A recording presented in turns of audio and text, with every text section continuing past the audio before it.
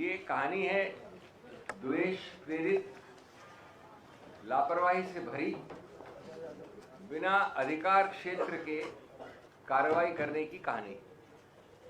यद्यपि मैं संक्षिप्त में कहूँगा, लेकिन ये बहुत रोचक कहानी है। शोर बहुत था, जोर नहीं था, आरोप था, आधार एकदम नहीं था, कभी नहीं था। इस केस में सत्ता के दबाव पर संविधान का अंतिम प्रभाव पड़ा है कल के निर्णय में। जहां इल्जाम हवा में थे, कानून जो है जमीन पर था। और मैं आपको प्रमाणित करूंगा कैसे द्वेष से भरा है। याद रहे 2021 में ईडी ने 2021 और 2025 के बीच में राहुल गांधी जी को लगभग 50 घंटे बुला के तहकीकात की, इंटरोगेट किया। 50 घंटे कितने होते हैं? शायद 55 थे या 52 थे, मुझे एग्जैक्ट याद नहीं है। खरगे साहब को 5-6 घंटे, सोनिया जी को 7-8 घंटे, अलग अलग तिथियों पे। दूसरा, हर तिथि पे कोर्ट में तारीख हो, कुछ फाइल करना हो, तो एक बड़े अच्छे तरीके से व्यापक रूप से लीक होता था अखबारों में कि अरे इतने बड़े स्कैम में आज हम ये फाइल कर रहे हैं। ये हर तिथि पे सुर्खियों में होने के लिए, शोरगुल के लिए। तीसरा, इस दौरान मैं 21 से 25 की बात कर रहा हूं, अटैचमेंट्स हुए, फ्रीजिंग हुए, कहीं किराया आ रहा है तो किराए को बंद कर दो। अब ये रोचक कहानी क्यों है कि ये शुरू हुई थी 2014 में, सुब्रमण्यम स्वामी साहब ने शुरू की थी। एक प्राइवेट कंप्लेंट की और उसमें समनिंग ऑर्डर हुआ। मैं मोटी मोटी बात कर रहा हूं, तकनीकी बात नहीं करूंगा।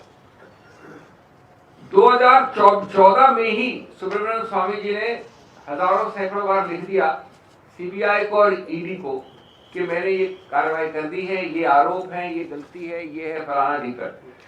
अब रोचक बात सुनिए, 2014 से 21 कितने साल होते हैं? 7 वर्ष तक सीबीआई और ईडी ने लिखित रूप से अपनी फाइल्स में लिखा कि इसमें कोई प्रेडिकेट ऑफेंस नहीं बनता है। ये मैं नहीं कह रहा हूं। अगर आपको शक शुभाव, हम हवा में बात नहीं करते हैं, मैं तथ्यों के आधार पर बात करता हूं। अगर शक शुभाव मैं बोल रहा हूं तो पैरा 218 से 233 पढ़ लीजिए निर्णय की।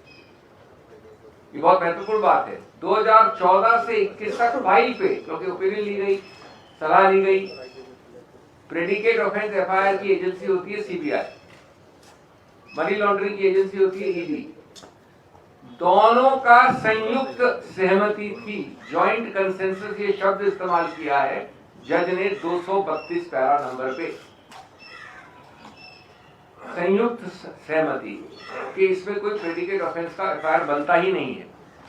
नहीं तो आप समझिए कि 7 साल तक कोई एफआईआर लॉन्च नहीं करता गया। क्यों नहीं की लॉन्च? उसके बाद अचानक 30 जून 2021 को एफआईआर लॉन्च होती है। ये ऑफेंस हुआ है 2014 से सुब्रमण्यम स्वामी के अनुसार, और 2021 जून में जब ये होती है, उसके एकदम पहले एक सलाह ली जाती है और अचानक जो 7 साल से संयुक्त सहमति थी कि नहीं होनी चाहिए, वो एफआईआर होती है। अगर ये राजनीतिक द्वेष नहीं तो क्या है? यानी कहा गया सलाह कुछ भी हो, ओपिनियन कुछ भी हो, संयुक्त कंसेंसस कुछ भी हो, आपको एफआईआर फाइल करनी है तो कर दी। वो एफआईआर की कल कॉग्निजेंस, वो सॉरी ईसीआर कर दी, एफआईआर नहीं ईसीआर कर दी जून में ईडी ने। उसकी कॉग्निजेंस लेने से मना किया है कल जज ने, कल वाले निर्णय में। ये एजेंसी के दुरुपयोग का सबसे ज्यादा प्रत्यक्ष प्रमाण है। किसकी जवाबदेही है इसके लिए? किसकी कुर्सी है? किसके विरुद्ध एक्शन लिया गया है? एक और पक्ष, इस निर्णय के स्तंभ क्या है? ये बार बार कहते हैं प्रोसीजरल है, कुछ नहीं है, टेक्निकल है, प्रीमेच्योर है, कल से सुन रहा हूं मैं। इसके 4-5 स्तंभ सुनिए, 5 स्तंभ में मुख्य। स्तंभ नंबर 1 जो हमारी दलील थी कि कानून कहता है, लिखा है सेक्शन 5 में पीएमएलए एक्ट में कि सिर्फ पर्सन ऑथराइज टू इन्वेस्टिगेट की कंप्लेंट या एफआईआर पे कार्रवाई हो सकती है। शब्द है पर्सन ऑथराइज। अब सुब्रमण्यम स्वामी तो पर्सन ऑथराइज नहीं है ना, तो प्राइवेट आदमी ने कंप्लेंट की थी। एक अलग कहानी और रोचक है कि सुब्रमण्यम स्वामी ने खुद अपनी मैजिस्ट्रेट वाली समनिंग ऑर्डर और कंप्लेंट को, कार्रवाई को अपने आप हाईकोर्ट जाके अपनी खुद की कार्रवाई को स्थगित करवा दिया। वो एक अलग कहानी है। तो इसके आधार पर जज ने कहा कि आपने अनुच्छेद 5 के कंडीशंस को सेटिस्फाई नहीं किया। सिर्फ एजेंसी यानी सीबीआई या ईओडब्ल्यू ये एफआईआर फाइल कर सकती थी, जो नहीं की। 2014 से 21 और 21 से 25 यानी लगभग एक दशक से नहीं की। फिर कहा है कि नींव, हर चीज की नींव, पीएमएलए की नींव, पीएमएलए बना था एक एफएटीएफ फाइनेंशियल टास्क फोर्स के अंतर्गत। उससे लिखा हुआ है कि इसकी नींव होनी चाहिए एक एफआईआर, एक प्रेडिकेट ऑफेंस जिसको कहते हैं वकील, टेक्निकल टर्म पे प्रेडिकेट ऑफेंस। और इसका उद्देश्य है कि ये परिणाम स्वरूप एक कार्रवाई होती है जिसमें इसकी नींव होती है प्रेडिकेट ऑफेंस। और निर्णय में ये कई अच्छे विस्तार से लिखा गया है। तो जब नींव नहीं तो इसमें आपको इमारत खड़ी की गई, एक इमारत राजनीतिक आरोपों से मुकदमे बनाने की। मुकदमे राजनीतिक आरोपों से नहीं बनते, वो विधि के आधार पर बनते हैं। और कल अदालत ने याद दिलाया कि प्रक्रिया, कानून, अनुच्छेद न्याय की आत्मा है, बाधा नहीं है। कि अचानक आपने एक को बोल दिया 2021 में करो एफआईआर, ओपिनियन कुछ भी हो करो, क्योंकि इसमें गांधी हैं, इसमें कांग्रेस है, इसमें खड़गे जी हैं। और सोचिए कुल मिला के करीब 80 घंटे ऐसे लोगों को कार्रवाई कर दी बिना ये जाने के एफआईआर नहीं है।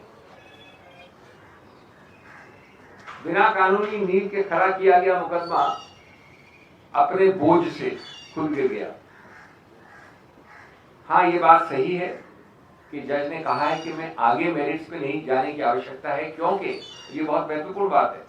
कानून में, फौजदारी कानून में सबसे न्यूनतम स्टेज होती है कॉग्निजेंस देने की। कॉग्निजेंस मतलब होता है कि आप मेरे घर के बाहरी दीवार के अंदर भी नहीं आ सकते, यानी ये घर है इनका, ये दीवार इसके बाहर रोक देते। तो जज ने उस न्यूनतम आधार और कसौटी पे कॉग्निजेंस देने से मना कर दिया, यानी ये इतनी बेकार कंप्लेंट है कि मैं कॉग्निजेंस भी नहीं लूंगा। और फिर कहा है कि मैंने पूछा एएसजी राजू से कि आपने ये रोचक नई एफआईआर जो फाइल की है 3 अक्टूबर 2025 को, यानी कुछ हफ्ते पहले, तो उन्होंने कहा कि इस नई एफआईआर का कोई संबंध नहीं है, कोई प्रभाव नहीं है पुरानी वाली का। ये हम सब जानते हैं कि हमारी दलील खत्म हुई, इतनी बुलंद और इतनी मजबूत थी हमारा स्टैंड कि घबराहट में, बौखलाहट में उन्होंने एक और एफआईआर ठोक दी है 3 अक्टूबर को। उस प्रक्रिया को अलग से हम डील करेंगे। इसमें स्पष्ट लिखा है निर्णय में कि हम उस प्रक्रिया को देख नहीं रहे हैं, कुछ नहीं कह रहे हैं उसके बारे में। लेकिन ये भी आपको द्वेष बताता है, आपने संयुक्त सहमति के बाद गलत चीज की, कोर्ट ने क्वॉश की, आपको ये मालूम होते हुए आपने फिर एक नई एफआईआर ठोक दी 3 अक्टूबर को। ये सब एक राजनीतिक द्वेष की कहानी है। मैं 2 शब्द और आपको मेरिट्स पे करके अपनी बात हिंदी में खत्म करता हूँ, शायद इंग्लिश में होगा तो इंग्लिश में बोलेंगे। ये मेरिट्स में एक अजीबोगरीब केस क्यों है? वास्तव में अजीबोगरीब केस है इसलिए क्योंकि 1 मिलीमीटर जहां कोई स्थानांतरण नहीं हुआ किसी चीज का। 2 चीजें होती है स्थानांतरण के लिए, मनी लॉन्ड्रिंग की कंडीशन होती है। एक तो होता है पैसा, उसको यहां से यहां मूव करना होता है, उसको कन्वर्ट करना होता है, कैश को बदल के प्रॉपर्टी बना लीजिए। दूसरा होता है अचल संपत्ति का मूवमेंट। अब ये रोचक कहानी इसलिए है क्योंकि इसमें न तो पैसे का स्थानांतरण है, न अचल संपत्ति का है। ये एजेएल एक कंपनी है, 100 वर्ष के आसपास हो जाएंगे उस कंपनी को। उसके पास ये सब अचल संपत्तियां हैं अखिल भारतीय स्तर पे। वो अचल संपत्तियां उसी एजेएल के नाम में आज भी हैं, तब भी थी, 80 साल से थी, 50 साल से थी, 1 मिलीमीटर मूव नहीं की। उस एजेएल को, क्योंकि आदर्शवाद पे स्थापित कई कंपनियां आर्थिक कठिनाइयों में पड़ती हैं, ये कमर्शियली सक्सेसफुल नहीं होती है, उसको ऋण मुक्त करने के लिए, जो आज भारत की हर कंपनी करती है। भारत में कोई ऐसी कंपनी जो अपने आप को ऋण मुक्त नहीं करना चाहती। ऋण मुक्त करने का तरीका होता है, उसको जो डेट होती है ऋण, उसको हिस्सेदारी में बदल दो, equity, convert debt into equity. सिर्फ इस उद्देश्य से एक नई कंपनी बनाई गई। कि वो जो उसकी ऋण है वो उस कंपनी को ट्रांसफर हो जाए, यानी यंग इंडियन। अब मैं समझता हूं कि दुनिया भर तो बहुत मूर्ख होगी, ईडी बड़ी इंटेलिजेंट होगी। इतने मूर्ख हैं हम लोग कि हमने बनाया यंग इंडियन कंपनी इस पूरी अचल संपत्ति को खाने के लिए। और यंग इंडियन क्या चीज है? यंग इंडियन है not for profit section 8 company. Company का सिर्फ एक उद्देश्य होता है कि उससे पैसे निकाल के आप डिविडेंड ले लें, प्रॉफिट डिस्ट्रीब्यूट कर दें, गाड़ी घोड़ा ले लें, विमान ले लें। अरे वहां पर खड़गे जी बैठे हुए, सोनिया जी बैठी हुई, उनको कुछ नहीं मिलता है, एक दमड़ी नहीं मिलती है, और अगर देना चाहें तो भी नहीं दे सकते उनको। कानून में लिखा है, इसलिए हमने बनाई। हम इतने जबरदस्त मनी लॉन्ड्रर हैं, हमारी ब्रेन इतनी बड़ी है कि हमने इजाद करके ऐसी कंपनी बनाई मनी लॉन्ड्रिंग के लिए। ये अगर राजनीतिक इतना गंभीर मामला नहीं होता तो हास्यास्पद होता। किंडरगार्टन के लॉ स्टूडेंट जो पहले क्लास में होते वो भी नहीं इसको मानते कि मनी लॉन्ड्रिंग है, और इसके आधार पर कहते हैं कि चूंकि आपने अपना ऋण ट्रांसफर कर दिया यंग इंडियन को, इसलिए आपने मनी लॉन्ड्रिंग की। वैसे English, so that is what I wanted to say in Hindi. In English I want to only say very briefly that today law has spoken louder than noise and facts, because every day we've been having shore and noise based on fiction. You made a money laundering mention on the quicksand of an absent, elusive FIR. No FIR. Investigative overreach has met judicial oversight, and that one is the Constitution. They must remember that courts are not theatres for political scripts. They are temples of due process. This story is a story of political vendetta, of harassment, on facts which are remarkable. Events which have happened much before 2014 lead to a private complaint by a man called Subramaniam Swamy with a summoning order in 2014. From 2014 to 21, 7 long years, and it's recorded, read those paras, 218 to 2833. There are written opinions sought and given that no predicate offence is made out. Who gives these opinions? CBI, ED. Obviously, that is the reason why after 2014 you never filed a complaint, an official complaint. Only Subramanian Swamy's complaint was there. After written opinion, suddenly, a few days before 30th of June 21, the command comes from the skies, register an FIR. I mean, register ECI, PMLA money laundering. It is clearly a command from the skies, because the entire opinion of the agencies is there is no predicate offence. On that command, and we can guess very easily where the command comes from, on 30th June 21, 7 years after Mr. Subramanian Swamy has written again and again that I have filed a complaint, and you have taken a decision not to file an FIR, suddenly on 30th June 2021 an FIR is filed. From 21 to 25, from Sonia Gandhi, Rahul Gandhi, Kharge ji and many others, 55 hours plus 6-7 hours plus 8 hours, I believe a total of almost 90 hours of interrogation, repeatedly going, and every time they get up and go, there are big surkhiyan, big newspaper reports, to harass, to embarrass, to create a climate. And then comes this judgment which says that, sir, just a little bit small thing. The financial task force which created the PMLA section 5, all requires a predicate offence. Kindly show me the predicate offence. And nobody can find the predicate offence. This head should have rolled for this. Instead, what you will have is justification. You will have appeals on this order, and then comes this nice little new delicious FIR on 3rd of October 25, that is 8 weeks ago or 6 weeks ago. Why the new FIR? This is an offence pre-2013. Because you want to keep the pot boiling. Because there is Sonia Gandhi involved, Rahul Gandhi involved, Mallikarjun Kharge involved. That's the only reason. The Congress party involved. So, today's order is a reminder that criminal law is not a political press release, which is what you've been doing for the last 7 years. You cannot weaponize the PMLA and then plead ignorance of the conditions of PMLA itself. This case has always been long on rhetoric and short on legs. And lastly, friends, this is the first one-trick wonder of its kind in PMLA, where there is alleged money laundering without 1 paisa moving 1 inch and 1 property moving 1 foot. AJL, the owner of all the immovable properties, remains the owner from time immemorial, 50, 60, 70 years. AJL is converting a debt to equity. All companies do it by issuing shares. AJL shares are got by a remarkable company designed for money laundering. Young Indian, a not-for-profit company where even if you want, you can't pay a paisa of dividend. Where the people sitting there can't draw perks, car, Hawai Jahaz, dividend, profit, salary, nothing. So AJL remains the owner. The shareholding of AJL remains with Young Indian. Young Indian remains a not-for-profit company, and you have this grand, big game of money laundering. You can judge for yourself. Thank you.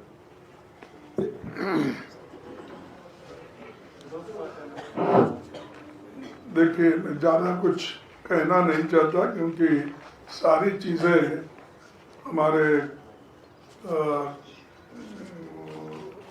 Advocate ने बताया है, अभिषेक मरवी जी ने, उनको सब मालूम है।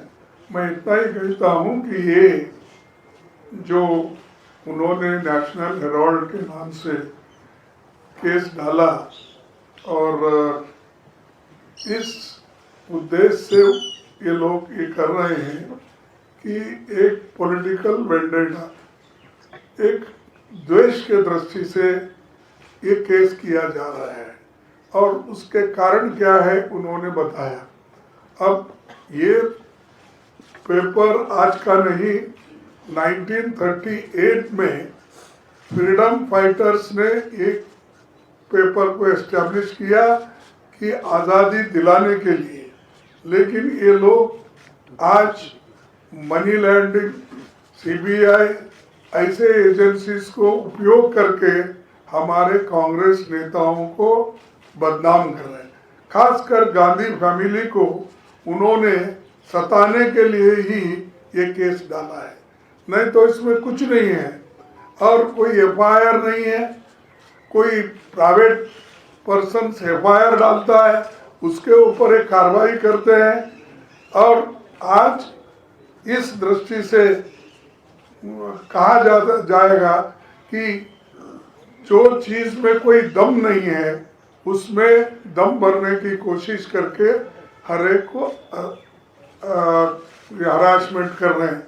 हमारे बहुत से कांग्रेस पार्टी के नेता और सभी बड़े बड़े लोग जो आज उनके सिंपथाइजर नहीं है, ऐसे 50 लोगों को ऐसे ईडी का केस डालकर सता और अपना पॉलिटिकली उसको उपयोग करने के लिए कहीं उन्होंने ये ईडी और मनी लॉन्ड्रिंग का केस डाल के उन्होंने कई एमपीज को अपने तरफ लिया, कई राज्यसभा मेंबर्स को लिया, कई जगह सरकारें बनाई। ये सारी चीज़ें वो किए हैं और आज फैसला न्याय के सत्यमेव जयते हमारा एक ये है स्लोगन, उसके तहत आज ये आया है। तो ये जजमेंट को हम वेलकम करते हैं और न्याय सदा हमेशा की जो सत्य की हमेशा जीत होती, इसीलिए मैं इस जजमेंट का स्वागत करता हूं। जो इसके लिए मेहनत करें हमारे लोग, उनको भी मैं अभिनंदन उनका भी करता हूं और आप लोग इतने ठंडी में आए, आपको भी धन्यवाद। Thank you.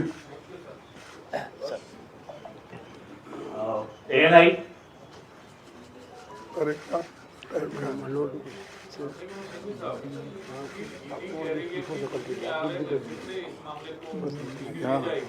एक नया एफआईआर भी करेगी, दिल्ली पुलिस में एक एफआईआर ऑलरेडी पहले से की जा चुकी है। ये जो सक्सेस कांग्रेस पार्टी बता रही है, इस केस में आगे चुनौती और है या नहीं? देखिए, अगर आप हार जाएं तो नागरिक के रूप में आपको अपील करने का अधिकार क्षेत्र है, इससे आपकी हार कम हो जाती है। आप अपील करेंगे भविष्य में जरूर करिए, good luck to you.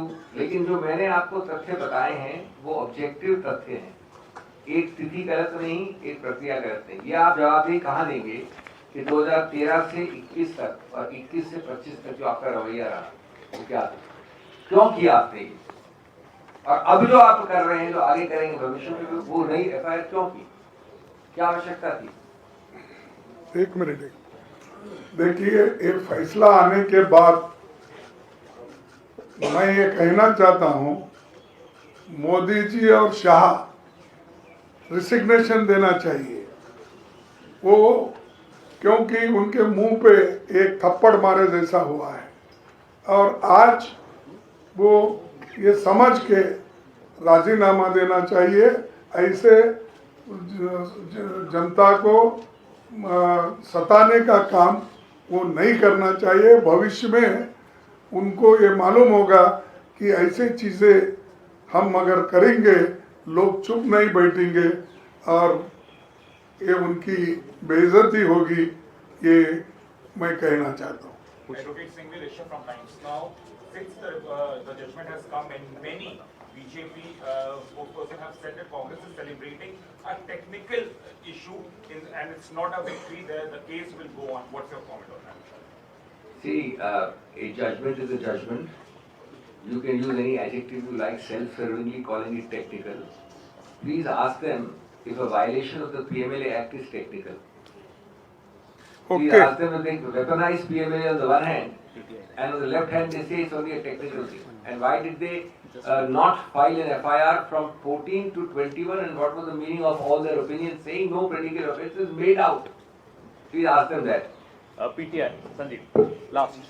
So now that you have said that this is a political vendetta and it has been proved as you just said, but how are you going to fight it politically going further? And you know, on the fresh complaints that on the fresh complaints that the ED and the other enforcement agencies are likely to file against The newspaper. in this particular What we are doing? What are we doing now? देखिए ये सब हम political fight कर रहे हैं।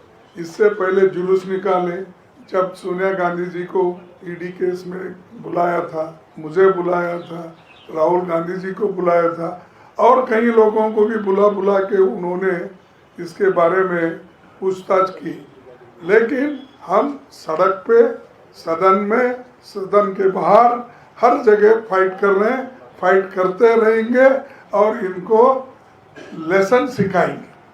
We will expose this vendetta politics to the streets of this country.